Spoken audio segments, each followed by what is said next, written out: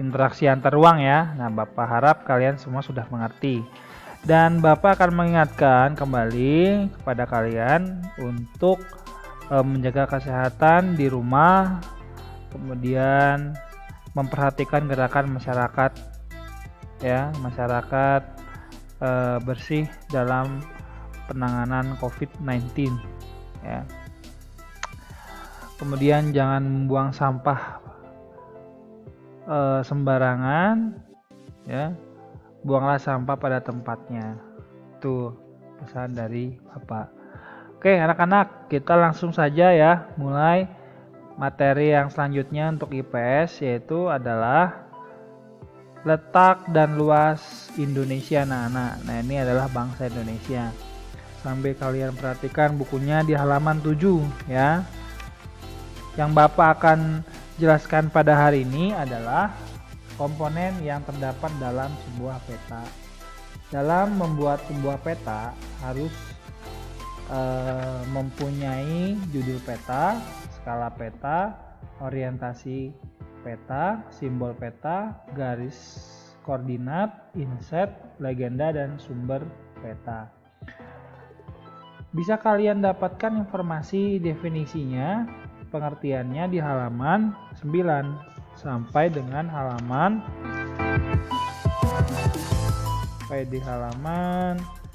14 ya.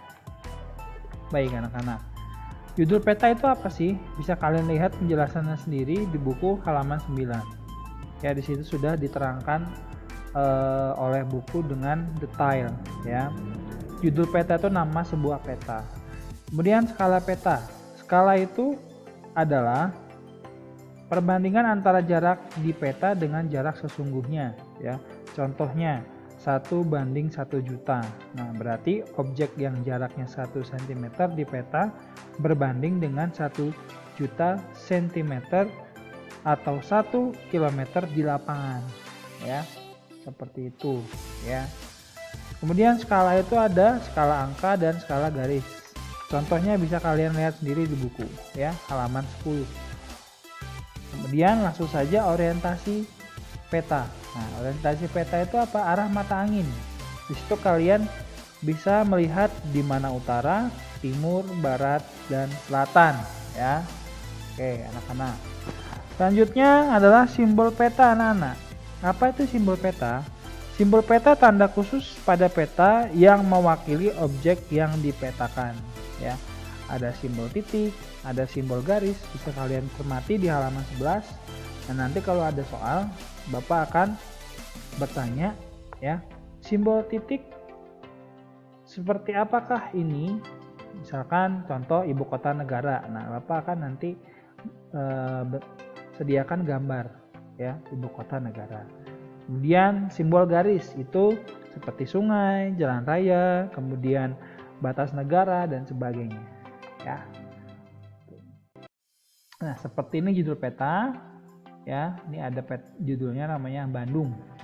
Oke. Nah, ini skala peta anak-anak ya. Ada skala angka ya, skala garis ya. Seperti itu. Kemudian orientasi peta. Nah, ini arah mata anginnya ya. Ada utara, timur, barat, selatan ya, tenggara, timur laut, barat daya. Ini namanya orientasi peta. Selanjutnya, nah ini yang tadi Bapak jelaskan simbol pada peta. Simbol rumah makan seperti ini.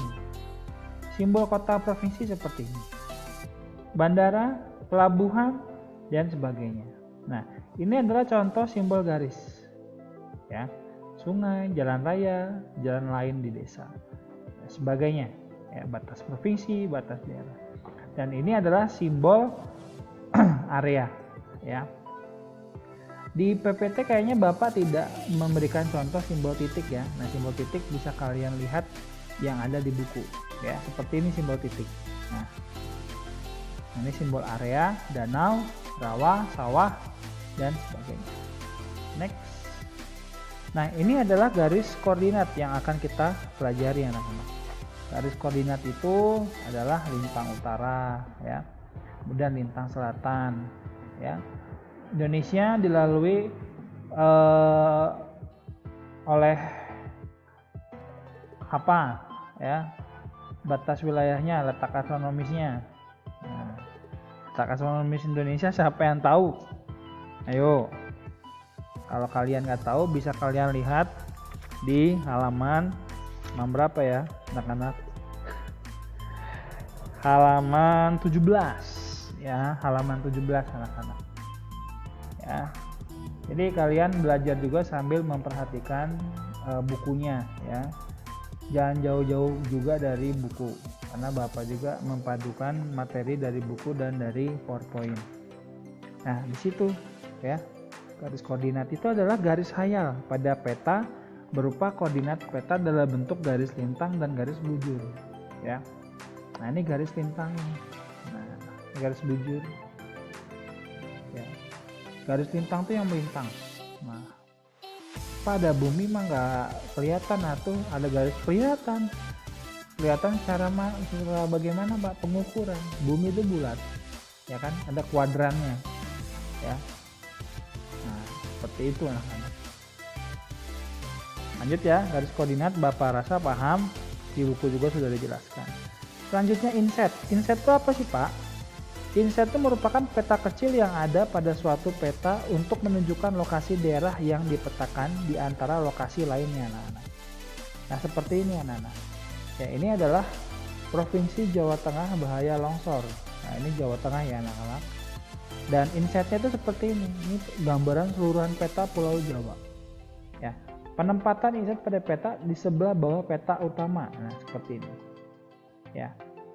Nah, ini adalah gunanya inset peta. Berarti memetakan bahwa pulau ini adalah Pulau Jawa yang sedang dibahas, bukan pulau yang lainnya. Seperti itu ya. Oke, next. Nah, yang terakhir adalah legenda peta. Dalam sebuah peta ya, diwajibkan dan harus memiliki sebuah legenda supaya kita mengetahui apa saja yang ada di dalam peta tersebut ya. Legenda dalam sebuah peta itu biasanya ditemukan jalan utama, jalan alternatif, jalan biasa, jalan tol, batas provinsi, ibu kota ya, rawan longsor ya. Pernah ya kalian melihat ada tanda rawan longsor, rawan banjir ya, rawan kecelakaan, rawan kemacetan dan sebagainya. Di mana pom bensin itu gambarnya apa ya. Nah, kalian sering melihat di dalam sebuah peta. Dan peta sekarang bahkan sudah canggih ya, kalian bisa menggunakan Google Earth atau Google yang ada yang bahasa Indonesia namanya Google Bumi ya, kalian bisa melihat. Nah, mungkin kalian bisa mempraktekkan di rumah ya, mencari di Google di mesin pencarian Google, kemudian kalian klik Google Earth. Nah, kalian nanti bisa melihat di mana rumah kalian ya, tinggal kalian searching aja jalannya apa dan sebagainya. Nah, itu adalah kecanggihan teknologi. Nah, sekarang kita sudah jarang memakai peta yang menggunakan kertas, paling untuk kalangan tertentu saja seperti militer ya, kemudian seperti para ilmuwan yang meneliti tentang sebuah daerah yang ada di suatu tempat penelitian dan sebagainya. Nah, kalau kita mungkin sudah jarang, bahkan kita sekarang menggunakan yang berteknologi. Ya, itu paparan dari Bapak ya, penjelasan dari Bapak mengenai letak dan luas Indonesia ya. Letak dan luas Indonesia yang dilihat melalui sebuah peta ya, yang dimana sebuah peta itu harus mempunyai komponen ya, atau mempunyai unsur-unsur yang terdapat dalam sebuah peta. Nah, itu adalah unsur-unsurnya yang tadi Bapak sudah jelaskan. Oke, sekarang kita melanjutkan ke slide selanjutnya adalah sumber pada peta. Nah, kita akan memasuki dalam penjelasan letak dan luas Indonesia ya. Nah, anak-anak, letak dan luas bangsa Indonesia itu bisa kalian lihat di dalam buku halaman 16 sampai dengan 17. Situ membahas apa aja sih? Ya. Kenapa sih Indonesia itu berjejak pulau-pulau? Nah, ini adalah suatu kejadian alam ya, suatu kejadian geografis ya, yang dimana dulunya itu benua itu kan ada sebuah teori Pangea ya, benua itu bergabung. Nah, kenapa pisah-pisah? Karena ada pergeseran namanya lempeng tektonik ya, pergeseran kulit bumi yang berada di dasar laut, sehingga berjuta-juta tahun yang lalu bergeser dan menyebabkan sebuah pulau dan daratan yang berpencar-pencar ya, seperti kita. Nah, kita wajib bersyukur tinggal di Indonesia karena kita dilalui garis khatulistiwa dan kita beriklim tropis ya, hanya mempunyai musim hujan dan kemarau, dan sinar matahari hampir setiap hari menyinari kota kita atau negara kita. Nah, yang perlu kalian perhatikan anak-anak ya, Indonesia itu terletak di antara ya, letak astronomisnya adalah 6 derajat lintang utara ya, mungkin di SD kalian sudah belajar ya. Kemudian 11 derajat lintang selatan ya, 95 derajat bujur timur ya, 141 derajat bujur timur. Nah, itu adalah letak astronomis bangsa Indonesia anak-anak ya. Kalian lihat halaman di 18. Nah, letak astronomis kita. Nah, ini 6 derajat lintang utara, 11 derajat lintang selatan, 95 derajat bujur timur, dan 141 derajat bujur timur. Nah, ini adalah rumah kita anak-anak. Kita ada di Pulau Jawa di sini ya, Garut. Nah, selanjutnya kita akan membahas letak geografis anak-anak ya. Tapi sebelum ke letak geografis, Bapak mau menjelaskan bahwasanya dengan letak astronomis ini kita menjadi ya, bukan menjadi ya, kita mendapatkan suatu pembagian wilayah waktu anak-anak. Saya masih ingat ya bahwasanya kita memiliki wilayah waktu Indonesia bagian barat, yaitu kita ya, waktu Indonesia bagian tengah, waktu Indonesia bagian timur. Nah, masing-masing ini semuanya berbeda 1 jam ya. 1 jam ke timur, ke tengah ke ini 1 jam ya. Misalkan di Garut kita jam 4 masih tidur ya. Di Papua itu jam 6 udah pada aktivitas ya. Jam 6 kita masih di rumah, mungkin masih ada yang mandi, masih ada yang sarapan. Di Papua sana sudah beraktivitas ya. Jam 6 di Papua jam 8 ya. Kenapa? Karena kalian lihat rotasi bumi dan matahari di pelajaran IPA ya, bahwasanya matahari terbit dari mana dan terbenam di mana. Nah, itu yang perlu kalian ketahui ya. Selanjutnya kita akan mempelajari letak geografis bangsa Indonesia anak-anak ya. Letak geografis bangsa Indonesia itu adalah dilalui ya oleh 2 samudra, Samudra Hindia dan Samudra Pasifik. Dan diapit oleh 2 benua Asia, benua besar ya, dan benua Australia. Apa sih letak geografis itu? Bisa kalian lihat di halaman 18 ya. Letak geografis Indonesia sangat strategis karena menjadi jalur atau lalu lintas perdagangan dunia ya. Seperti itu. Letak geografis memberi pengaruh bagi Indonesia baik secara sosial maupun ekonomi.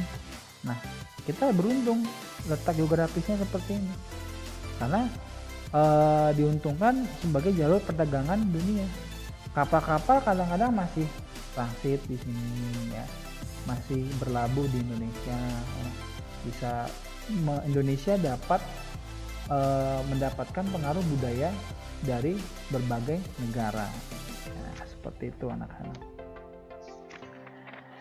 Kemudian selanjutnya masih ada berapa slide lagi ya. Nah, ada pertanyaan nih menurut kalian ya. Coba, menurut kalian apakah keuntungan letak astronomis bagi Indonesia? Ya. Selanjutnya, menurut kalian apakah keuntungan letak geografis bagi Indonesia? Ada 2 ya, astronomis dan geografis. Nah, nanti bisa dijawab melalui